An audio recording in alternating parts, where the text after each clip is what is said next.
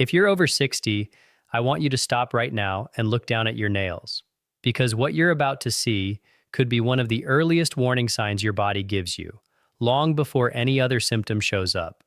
Doctors have used this for decades. It's called nail reading, and today I'm going to show you exactly what to look for and what it might mean for your health.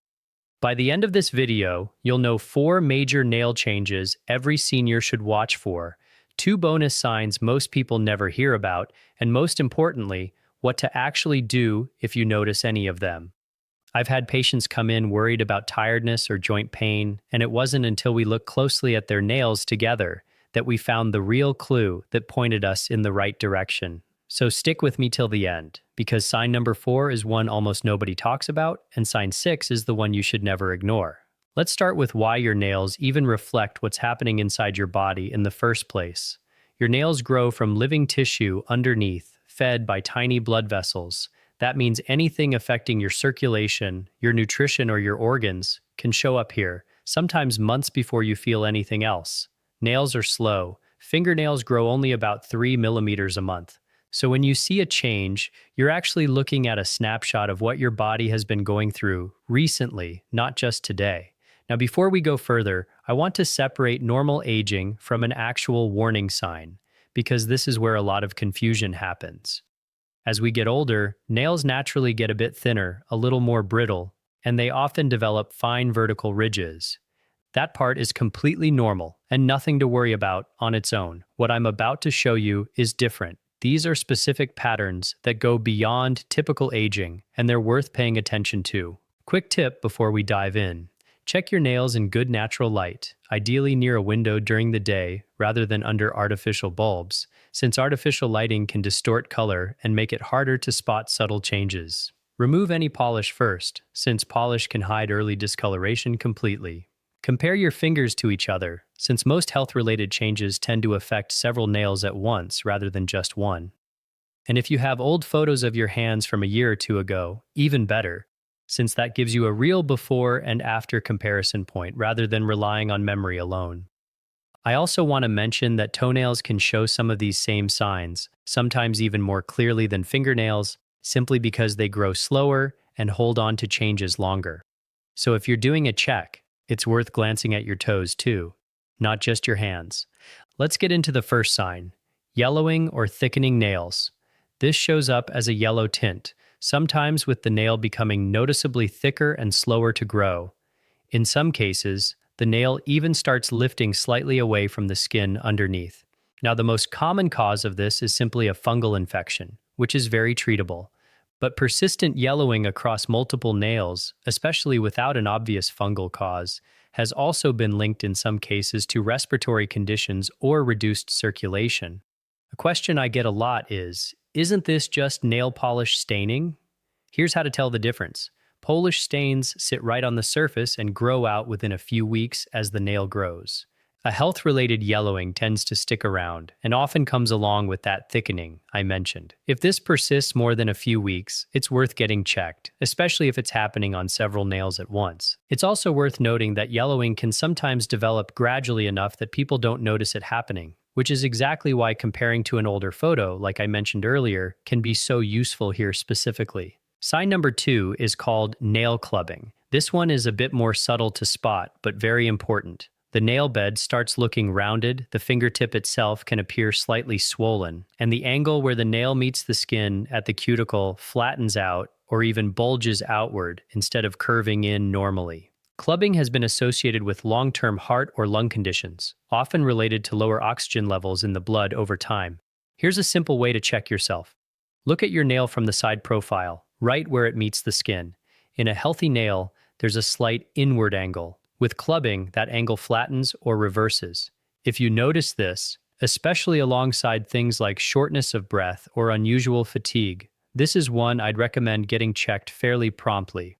One thing that makes clubbing tricky is that it develops so slowly that people living with it every day often don't notice the change themselves. It's frequently a family member or a doctor during an unrelated visit who points it out first. So if someone close to you mentions your fingertips look different lately, it's worth taking that seriously rather than brushing it off. Sign number 3, pale or whitish nails, sometimes called Terry's nails in the medical world. Here, the nail bed looks mostly white or very pale, with just a thin pink or brownish strip right at the very tip. This pattern has been associated with liver conditions, anemia, or general nutritional deficiencies. Now, a common question here is, doesn't cold weather or poor circulation also make nails look pale sometimes? Yes, it can, but that kind of paleness is temporary.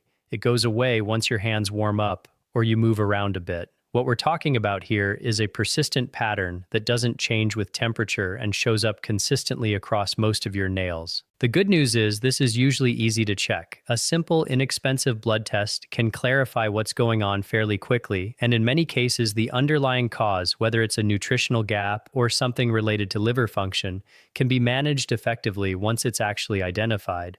The hardest part is usually just noticing the pattern in the first place, which is exactly why we're covering it today. Sign number 4, spoon-shaped nails. This is where the nail actually curves inward, like a small spoon, deep enough that in more pronounced cases, a drop of water could sit on the surface without spilling off. This one is most commonly linked to iron deficiency anemia. A question I hear often is, can this be reversed? In many cases, yes. Once the underlying deficiency is addressed, whether through diet or supplementation guided by your doctor, nails typically improve over the following months as they grow out. On the nutrition side, iron-rich foods like spinach, lentils, and lean meats are a reasonable general addition to your diet. But I'd always recommend running this by your doctor before starting any supplement, since too much iron can cause its own problems, and a simple blood test can tell you whether you're actually low in the first place rather than guessing. Iron deficiency anemia is also one of the more common findings in adults over 60, so if you've been feeling unusually tired alongside noticing this nail shape, it's worth mentioning both things together at your next appointment. Now, here are 2 bonus signs that most videos never mention, and I think they're just as important to understand, mainly because one of them is harmless and the other one absolutely isn't. Bonus sign 1, vertical ridges running the length of the nail. This is extremely common after 60, and in the vast majority of cases, it's simply a normal part of aging, related to slower nail growth and reduced moisture retention over time.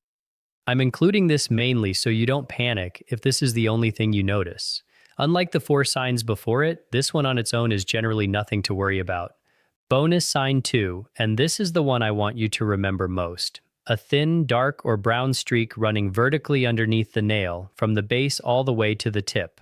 Unlike the other signs we've covered, which are usually fine to simply monitor for a few weeks, this particular one should always be checked by a doctor promptly.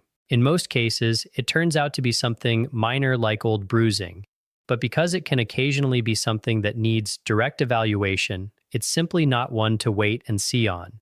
If you notice this, make the appointment. So what should you actually do with all this information? First, get in the habit of a quick monthly nail check, right after washing your hands, using good lighting. It takes 10 seconds and costs nothing. Second, if you're over 60, an annual physical with basic blood work is genuinely valuable, even if you feel completely fine, since many of the underlying causes behind these nail changes show up clearly and easily on a standard blood panel. Third, focus on the basics that support healthy nails generally. That means enough protein, iron, and biotin in your diet, staying well hydrated, and protecting your hands with gloves during cleaning or gardening, since repeated exposure to harsh chemicals and water can weaken nails independently of any health condition. Simple things like a good moisturizing hand cream after washing your hands can also make a noticeable difference over time, since dry, cracked nail beds are more prone to splitting and other cosmetic issues that can make it harder to spot the more meaningful changes we've talked about today. Fourth, keep a simple habit of writing down or photographing anything unusual you notice, along with the date.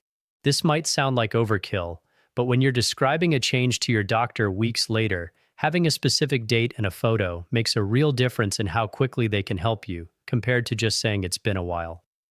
One quick myth I want to clear up before we wrap up. A lot of people assume brittle or weak nails simply mean they need more calcium. In reality, that's rarely the actual cause. Far more often, it comes down to protein, iron, or biotin levels, not calcium at all. So if you've been taking calcium supplements hoping to fix brittle nails and not seeing results, that might be exactly why. It's a mix-up that happens a lot, mostly because we associate calcium with bones, and it's easy to assume nails work the same way. But nails are made primarily of a protein called keratin, not calcium, which is why protein and biotin intake tend to matter so much more for nail strength than calcium ever will. Another myth worth mentioning quickly. Some people believe that white spots scattered randomly across the nail, not the pale pattern we discussed earlier, but small individual white flecks, are a sign of calcium or zinc deficiency. In reality, these are almost always just from minor trauma to the nail, like a small bump or knock that happened weeks earlier, and they grow out completely harmlessly. I mention this only so you don't confuse it with the more meaningful pale pattern we covered as sign 3. Let's do a quick recap of everything we covered because there was a lot of information packed into this one. Sign 1, yellowing or thickening nails, which can point toward fungal issues or, in some cases, circulation and respiratory concerns, and is different from simple polish staining because it persists and often comes with thickening. Sign 2, clubbing, where the nail and fingertip round outward and the cuticle angle flattens or bulges, linked to long-term heart or lung conditions, and often noticed by others before the person themselves. Sign 3, pale or whitish nails, sometimes called Terry's nails, associated with liver conditions, anemia, or nutritional gaps, and distinguishable from simple cold-related paleness because it doesn't change with temperature. Sign 4, spoon-shaped nails, most often tied to iron deficiency anemia, and one of the more reversible signs on this list once the underlying cause is treated. And then our 2 bonus signs, harmless vertical ridging, which is just a normal part of aging and nothing to worry about on its own, versus a dark vertical streak running the length of the nail, which is the one sign on this entire list you should never simply wait out. I want to be really clear about something before you go. None of these signs are a diagnosis on their own. Think of them as your body gently tapping you on the shoulder, saying, "Hey, it might be worth getting this looked at." The overwhelming majority of causes behind these nail changes are very manageable, especially when caught early, which is really the whole point of paying attention to signs like these in the first place.